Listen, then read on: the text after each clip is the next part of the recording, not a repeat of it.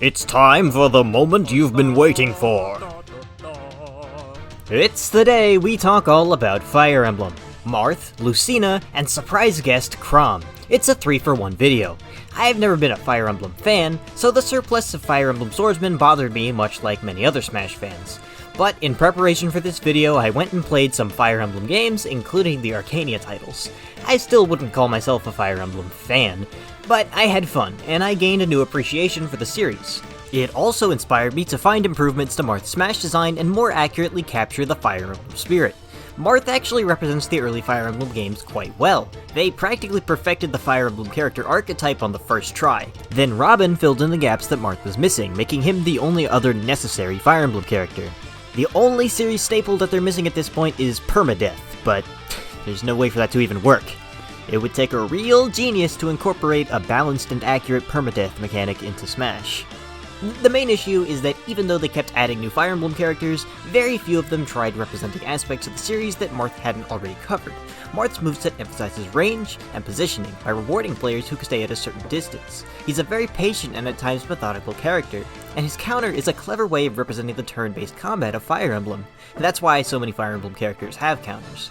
He moves quickly so that he can easily reposition himself, and the tipper mechanic represents the careful spacing necessary to win battles. He slices at the perfect distance with amazing skill and gracefully dances just outside your reach.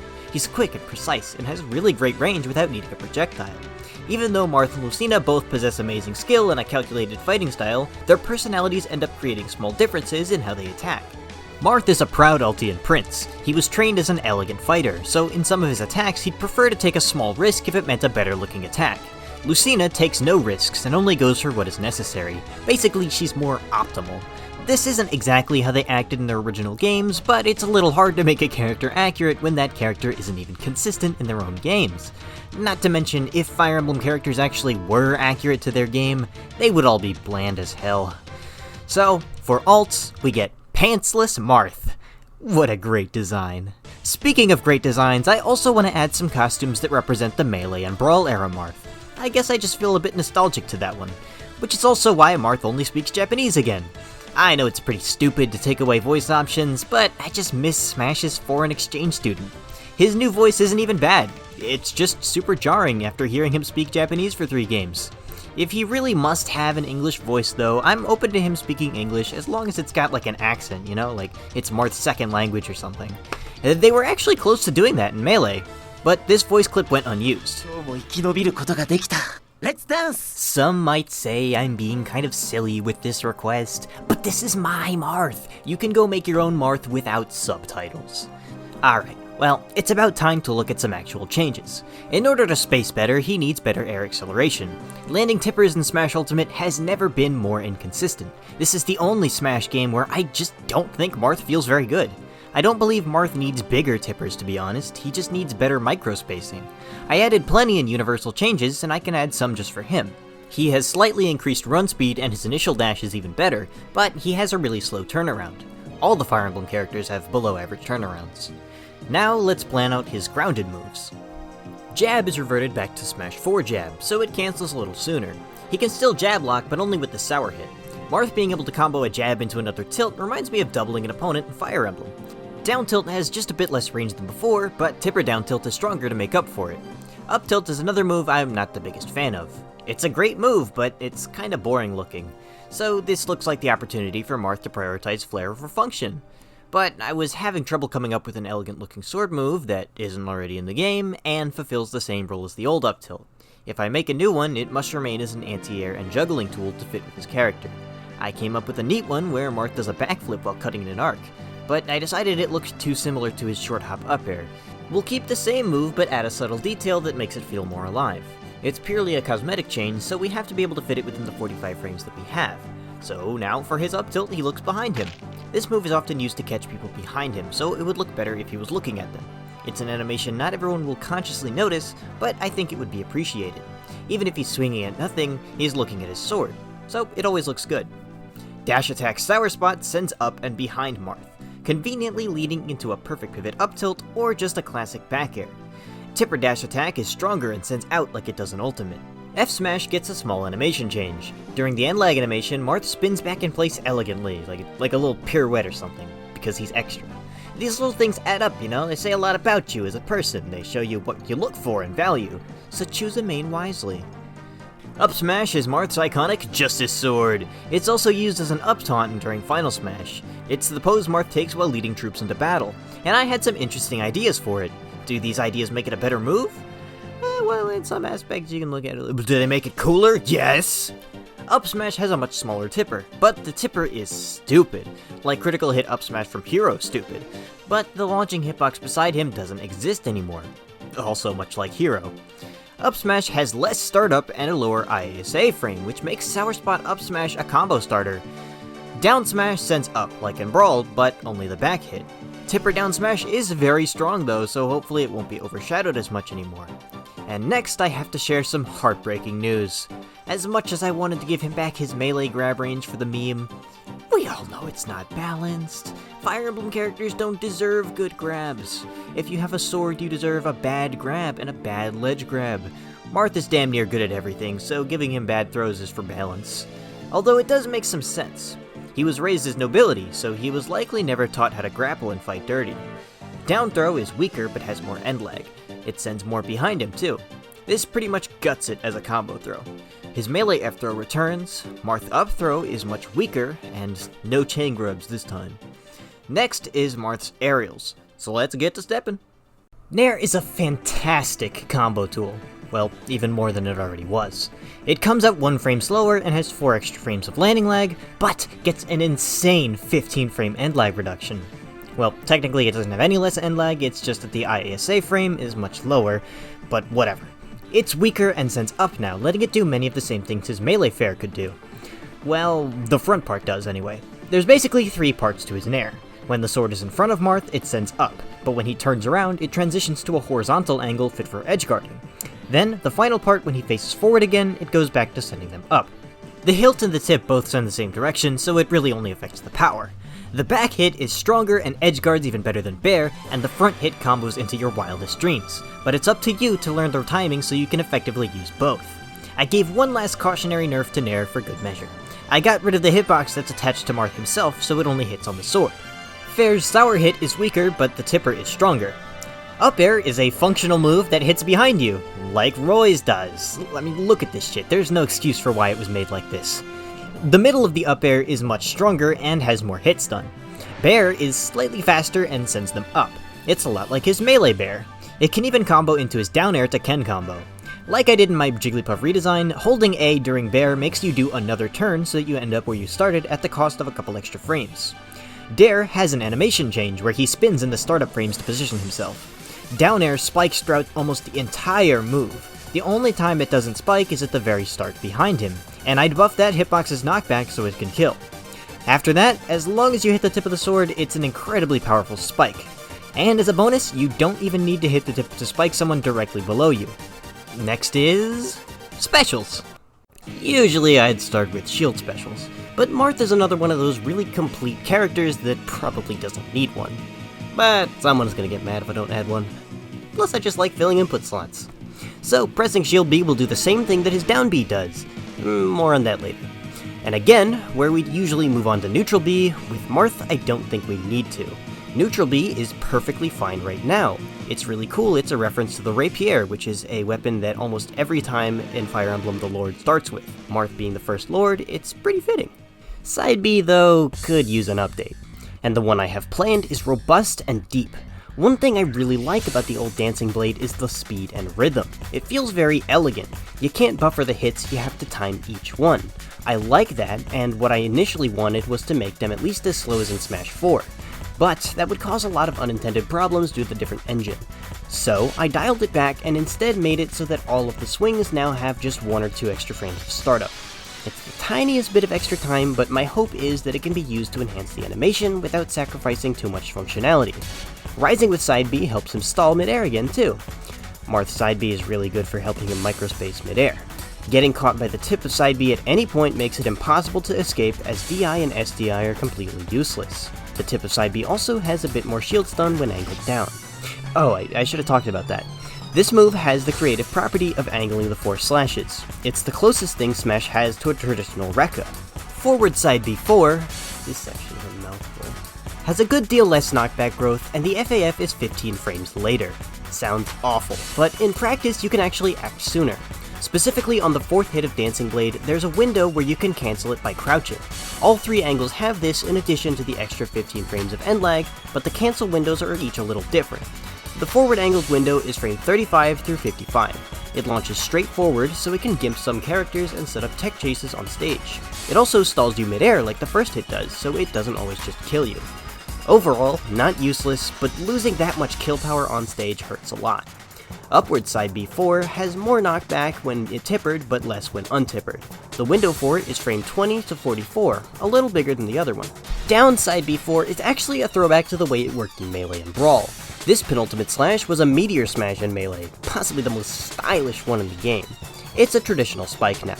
One thing you might have noticed is the reduced knockback and the ability to cancel the 4th hit of each move, like they're supposed to lead into something else, but only in niche scenarios. And that would be correct! Now Dancing Blade doesn't have to end on the 4th hit. I'm adding a 5th hit with amazing power but limited utility due to inconsistent setup. That doesn't mean that the 4th hit is no longer powerful, because I still want the 4th hit to be what you go for most of the time. The final hit is a mix-up, just to catch people who forget or don't escape it. But why even add another hit anyway? Well, like all my insane decisions, it's an attempt to replicate the source material. If you didn't know, Dancing Blade is likely based on a skill called Astra, something that Marth couldn't originally learn but was kinda retconned in later to fit his Smash appearance. Astra lets you hit 5 times on one turn at reduced damage. In Smash, Marth only hits 4 times, and I can kinda see why. Having to commit to an extra slash even when the move is this slow, it might make it a little too cumbersome for its own good. So I was thinking, what if you didn't actually use the last hit that often? Something powerful but difficult to land, and it has lots of end lag, making it even more of a commitment. But if it's something that isn't designed to be used that often, we can make it as unique and weird as we want. Forward side B5 is my personal favorite of the 3, but it's also the most complicated, so I'll do it last. Angling the 5th hit up makes him leap into the air with his sword just like Dolphin Slash. This one is actually really easy to land, so it's the weakest. Still good though. It has one quirk to it where the move gets stronger later in the jump, opposite to his up B. You'll want to wait a second after the 4th hit before comboing into the 5th up.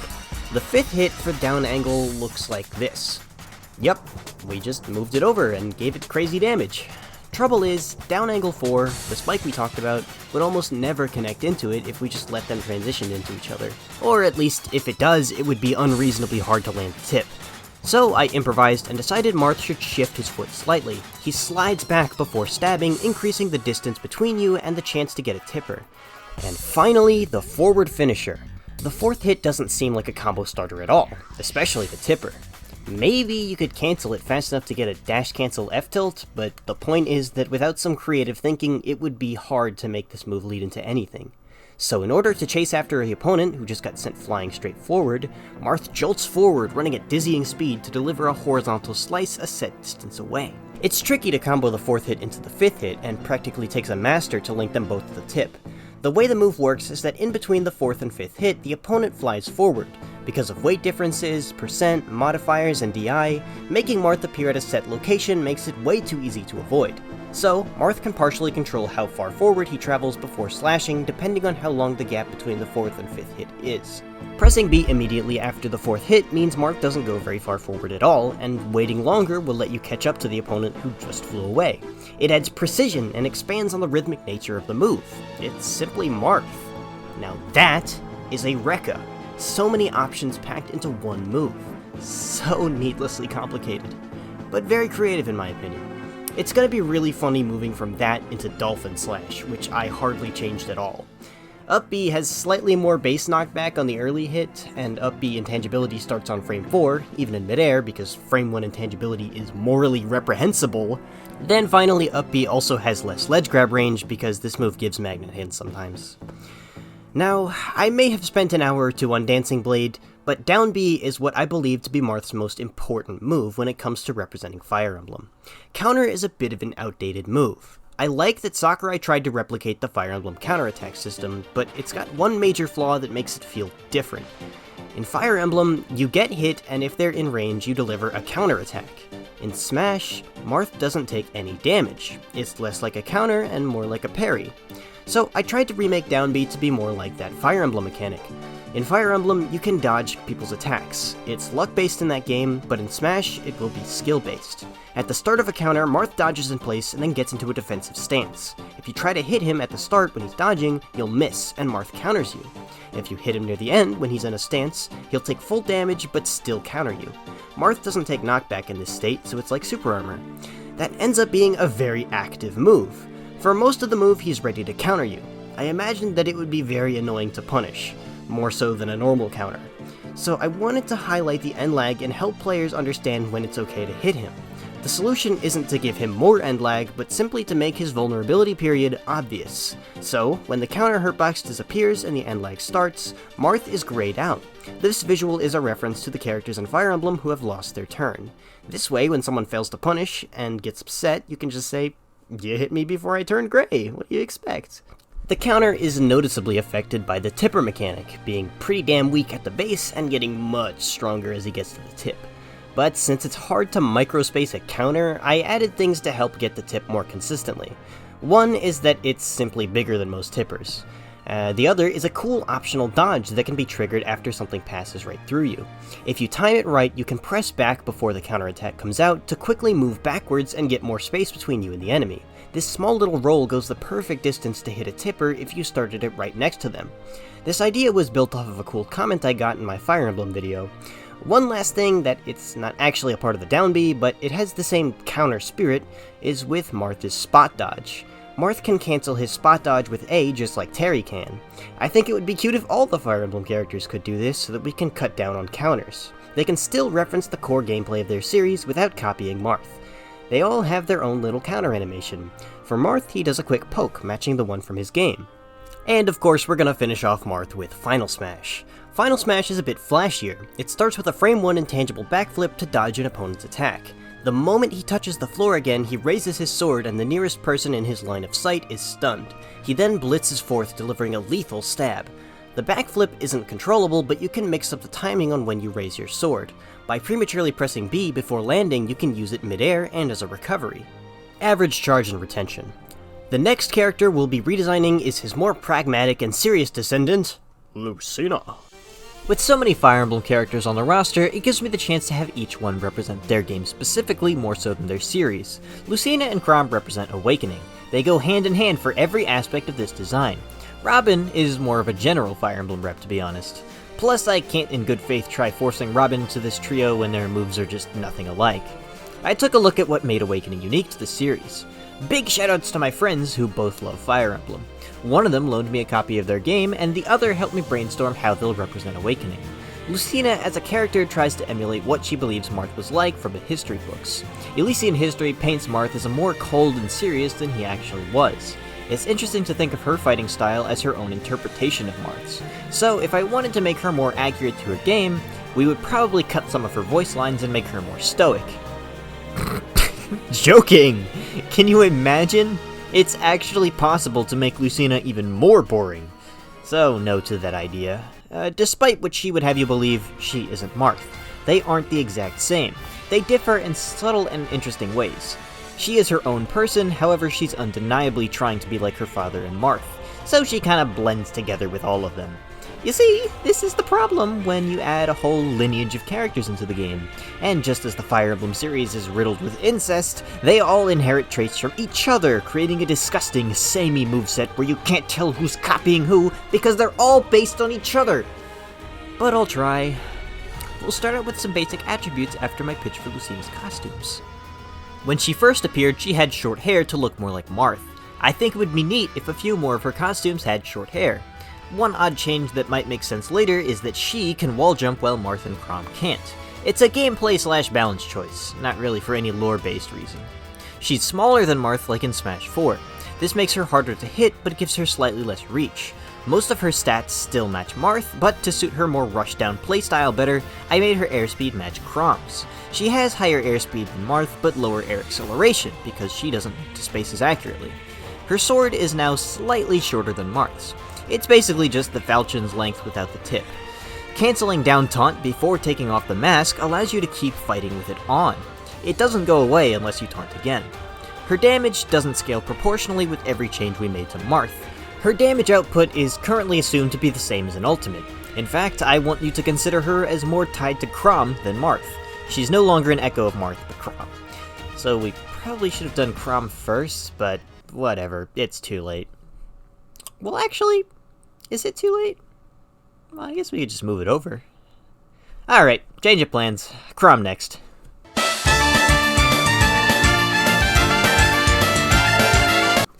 Oh, actually, wait, what if I did them both at the same time? Alright, I'm liking this idea.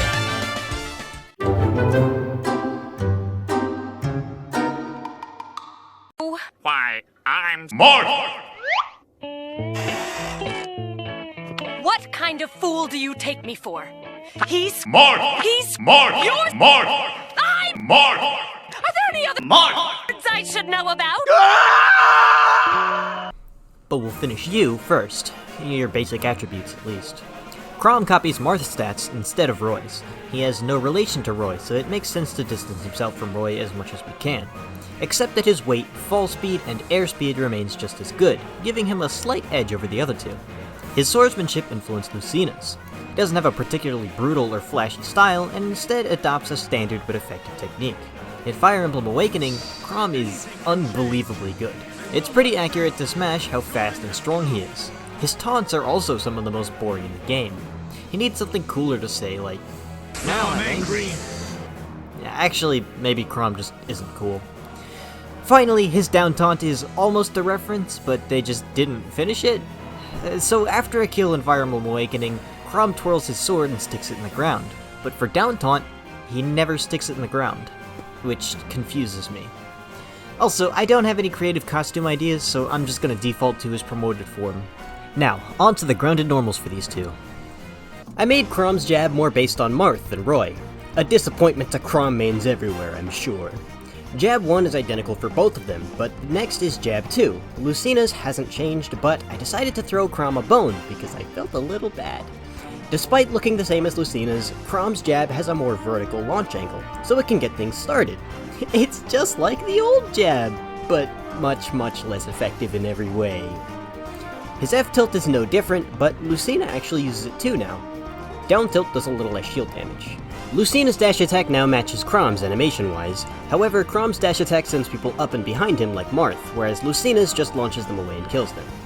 Up smash makes both of them into the same plain single-hit stab, so Lucina's didn't really change.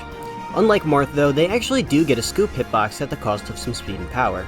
Lucina and Chrom have the same throws. I tried to make their throws at least slightly different from Marth's. So Chrom now gets Lucina's down throw, which is actually worse because it's the Nerf Chrom episode. They both get to keep their new F throw, and it's buffed to be a kill throw, but only at 180 and near the ledge. Hey, it's still better than Marth. Next are the all-important aerials. Chrom's Nair is stronger but slightly slower. His fair wasn't changed save for some more generous hitboxes, but that goes for both of them.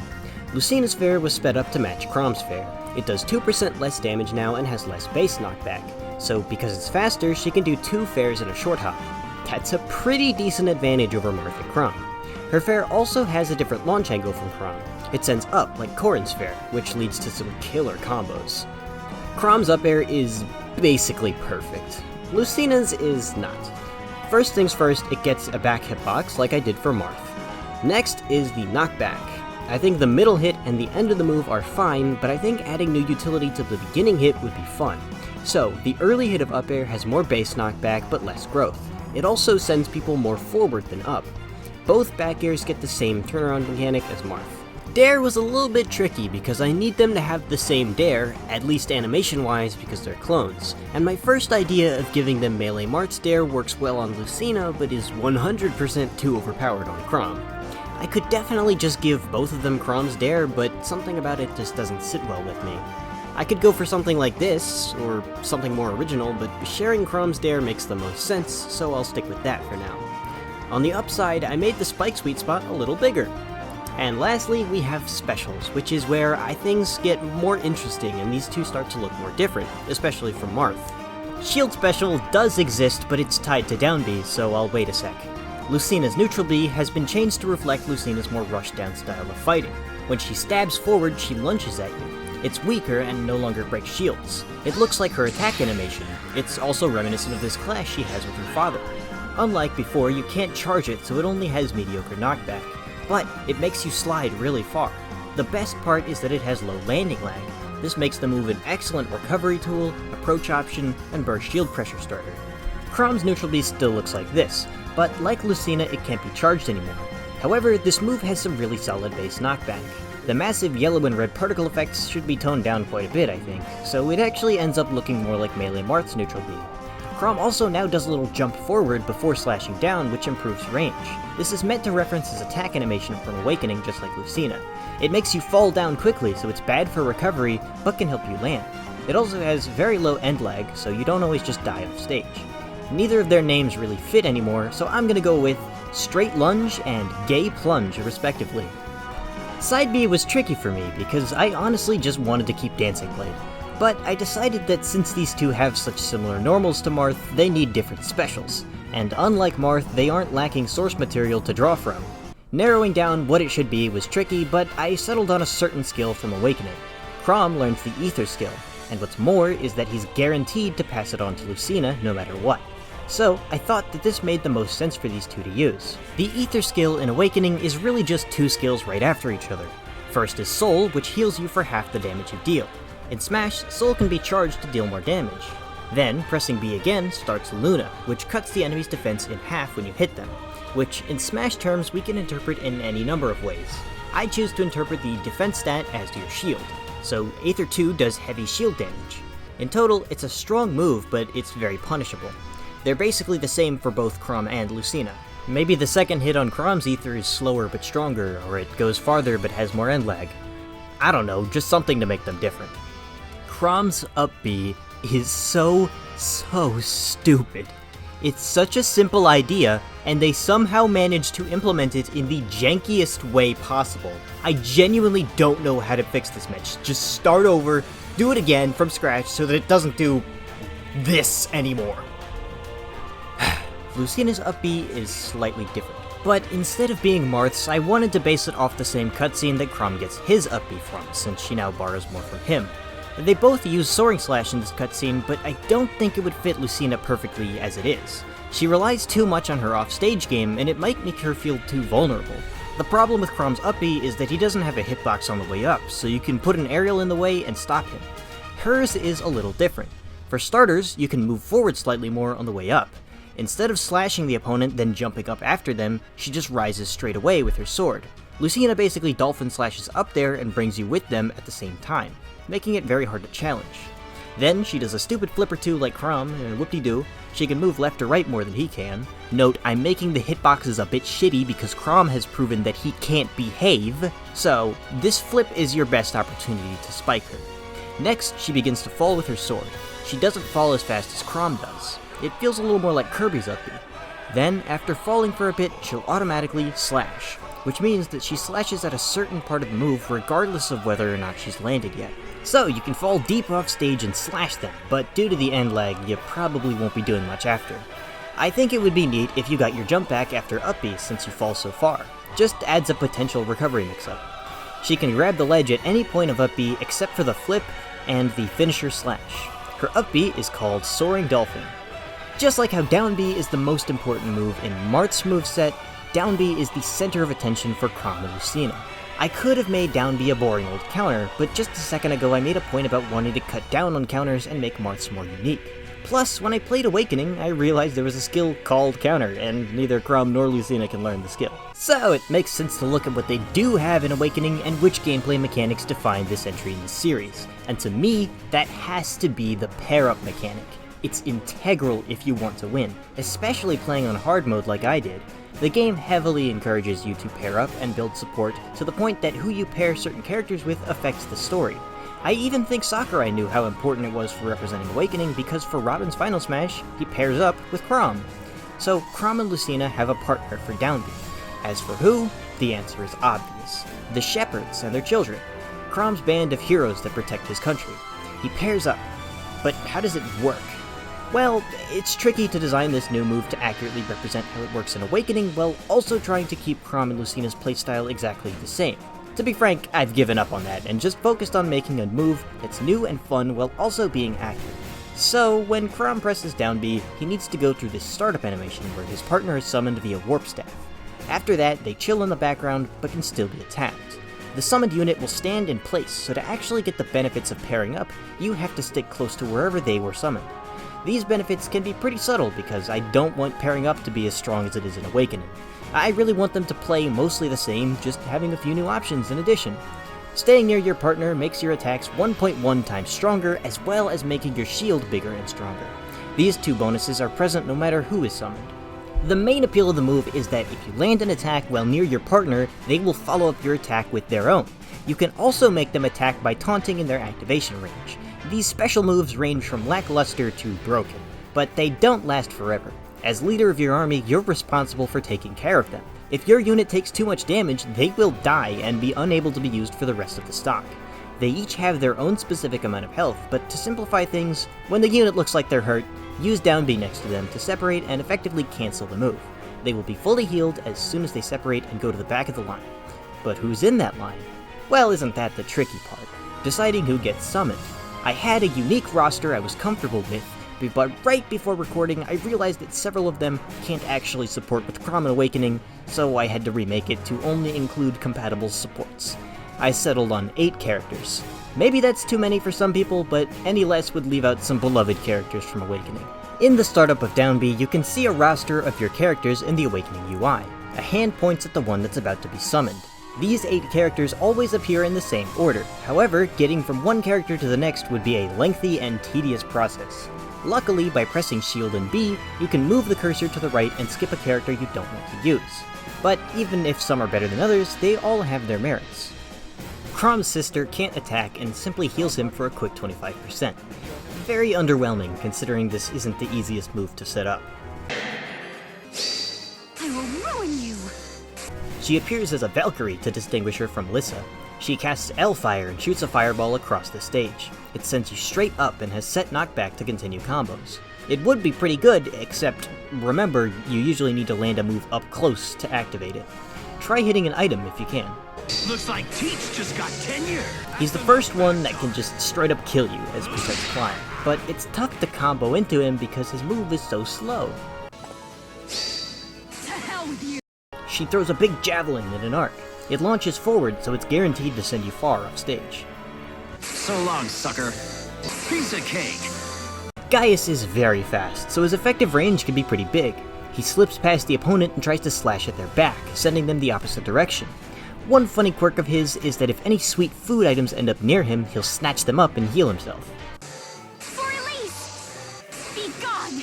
Sumia flies up while twirling. It looks a lot like Charizard's up B.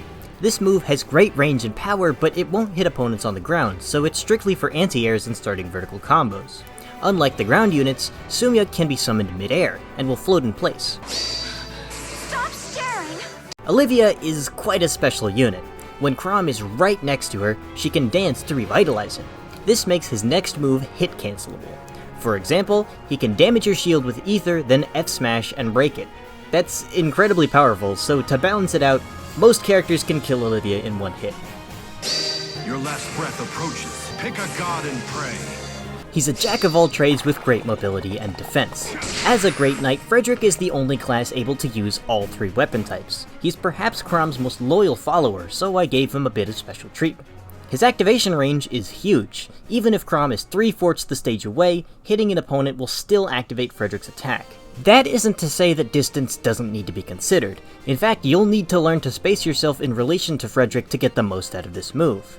If Chrom is far away from Frederick and lands an attack, he'll gallop straight there and joust with his silver lance. Whereas if Chrom lands an attack near Frederick, then he'll swing his sword.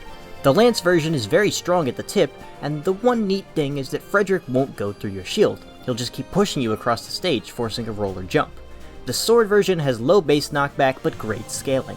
Combined with a vertical launch angle, it's certainly scary at high percent. And he has a nice bonus attack because I wanted to use the axe somewhere. If the opponent holds shield right next to Frederick, there is a chance Frederick will pull out a hammer and try shattering it. Yay, RNG!